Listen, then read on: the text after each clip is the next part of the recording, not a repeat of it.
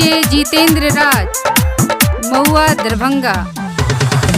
हमारा घर यही ज्ञान के देवी तोरा खियब मैया पूरी जिलेबी पूरी जिलेबी पूरी जिलेबी। हमारा घर यही ज्ञान के देवी तोरा खियब मैया पूरी जिलेबी। मैया हंस वाली मारे सेंट गमक हुआ है बिना वाली। ओम भूर्भुवस्वः तत्सवितुर्वरेण्यं भर्गो देवस्य धीमहि धियो यो न प्रचोदयात्। बिना वाली पैसा लेबै बनसौआ अकिन देबो चुनरी के लखनऊआ। हे बिना वाली पैसा लेबै बनसौआ अकिन देबो चुनरी के लखनऊआ लखनऊआ लखनऊआ लखनऊआ। कंचन इब्राहिमपुर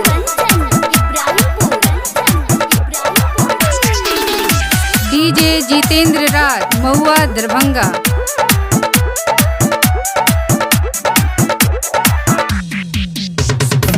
कमल फूल मैया के मन भावे माटी के मूर्ति से मैया मुस्कावे मैया मुस्कावे।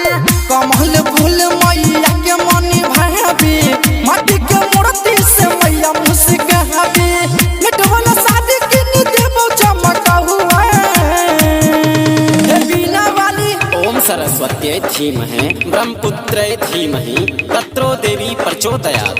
हे बिना वाली पैसा लेबै बनसौआ अकिन देबो चुनरी के लखनऊआ।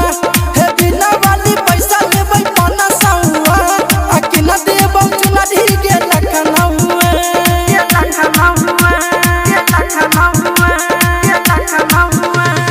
कंचन इब्राहिमपुर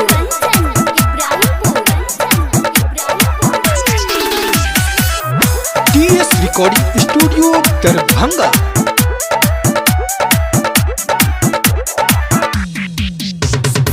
मांगे छो सोनू मैया ज्ञान के गोला।